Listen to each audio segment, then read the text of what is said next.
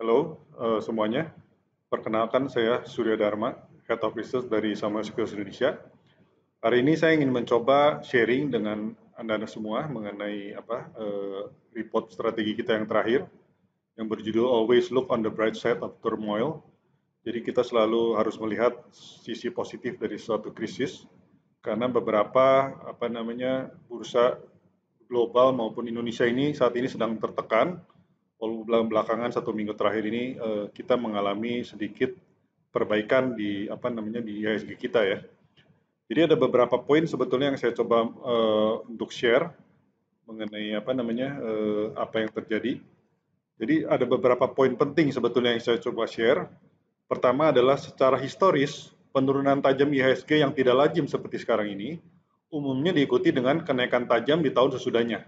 Jadi kalau kita berkaca pada tahun 1998 maupun 2008, penurunan itu cukup tajam pada waktu itu, tapi pada tahun sesudahnya diikuti dengan kenaikan IHSG yang cukup tajam. Nah, kemudian yang kedua, jadi FOSQ20 ini kita lihat bahwa pasar modal mendapat tekanan terutama karena penyebaran virus corona COVID-19 yang sudah menjadi pandemi global. Kemudian ketiga, terjadinya perang harga minyak setelah Rusia menolak permintaan Saudi Arabia untuk memotong produksi minyak. Hal ini juga menyebabkan harga minyak saat ini sangat tertekan, jadi penurunan sangat tajam tahun ini. Kemudian juga di dalam negeri kita juga menghadapi depresiasi rupiah terhadap US dollar yang cukup dalam, sehingga US dollar terhadap IDR itu sekarang berada di level tertinggi sejak krisis moneter 1998.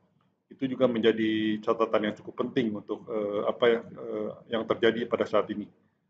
Nah, tapi ada yang menarik sebetulnya, IHSG saat ini itu sebetulnya dipandangkan pada price earning ratio sekitar 10 kali atau sudah melewati PE band untuk minus 2,5 TWC PE band untuk 15 tahun terakhir.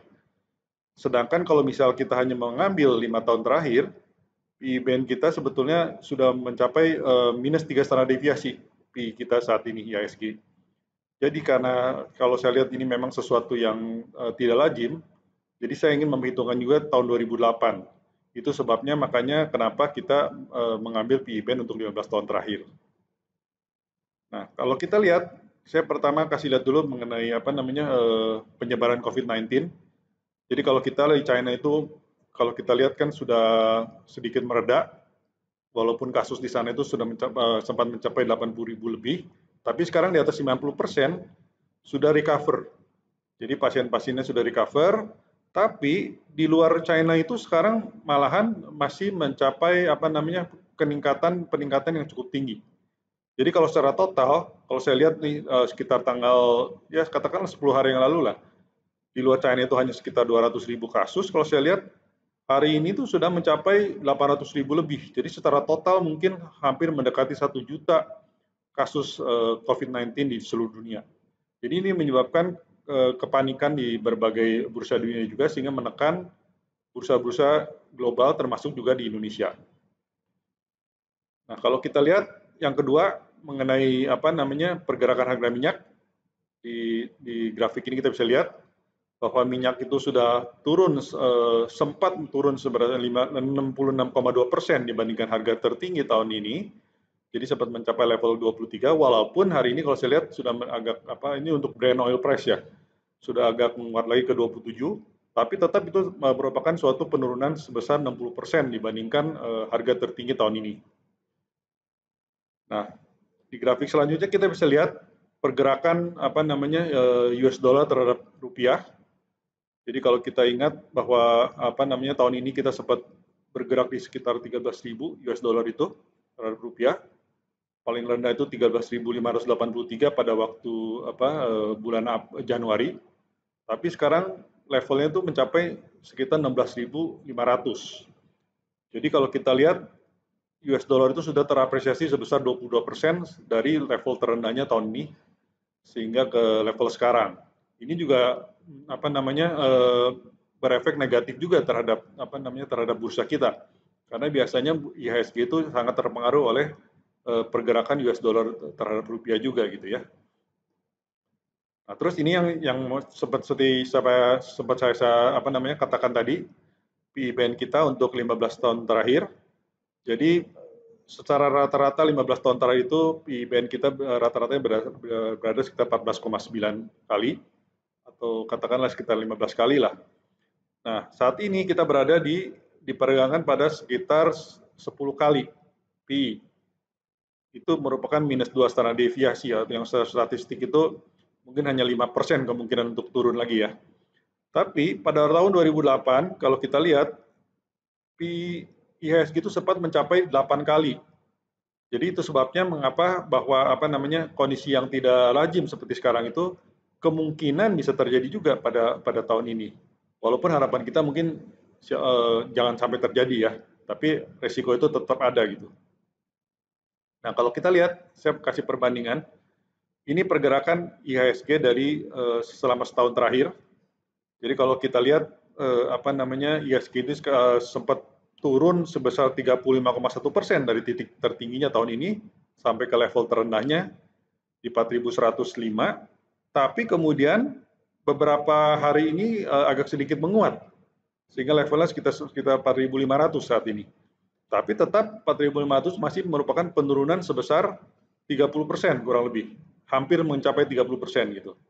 Nah, kalau kita bandingkan kenaikan penurunan dari IHSG ini di dua krisis besar yang pernah terjadi sekitar 12 tahun dan 22 tahun yang lalu, kita dapat melihat suatu pergerakan yang menarik.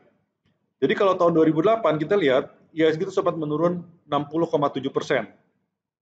Dan itu dicapai dalam jangka waktu yang sebetulnya lebih panjang ketimbang tahun ini ya. Tapi yang menarik, di tahun sesudahnya tahun 2009, IHSG itu naik 128%. Jadi IHSG itu kalau di tahun 2008 kita lihat sempat mencapai level tertinggi di 2830, IHSG kemudian turun ke level 1111, 60,7%, penurunan yang sangat tajam ya. Tapi di tahun sesudahnya, level itu kembali naik sebesar 128%. Jadi jauh lebih besar dibandingkan penurunan yang terjadi di tahun 2028. Hal yang sama juga terjadi di tahun 1998, di mana IHSG pada waktu itu turun sebesar 53,6%, tapi pada tahun sesudahnya kenaikannya cukup tajam, 179%. Ya, jadi dari level pada waktu itu masih di bawah 1.000 ya IHSG pada saat itu. Tapi kalau kita bandingkan dengan harga sekarang, kenaikannya sudah sangat tajam ya. Jadi walaupun penurunan kita saat ini hanya sekitar hampir 30% itu kita rasakan cukup dalam, tapi tetap ada resiko bahwa ini bisa terulang penurunan pada tahun 2008 maupun 1998. Kita harapkan tidak terjadi, tapi resiko itu kita tidak bisa abaikan. Tapi jangan lupa, kalau misalnya penurunan itu betul terjadi, itu pun mempunyai potensi untuk kenaikan tajam pula di tahun 2021 gitu. Jadi kalau misalnya magnitude yang sama terjadi pada tahun ini dengan dengan kondisi yang mirip-mirip, kemungkinan ya kita masih bisa punya potensial untuk tertekan sampai sekitar level 3.000 sampai 3.500. Tapi kalau misalnya tahun depannya dengan magnitude yang sama, IHSG kita itu bisa menguat sampai sekitar 6840. Jadi untuk investasi jangka menengah maupun jangka panjang sebetulnya saat ini juga mempunyai peluang ya. Nah, untuk beberapa saham yang bisa kita pertimbangkan untuk investasi menengah maupun jangka panjang akan saya coba share di segmen kedua dari video ini ya. Terima kasih.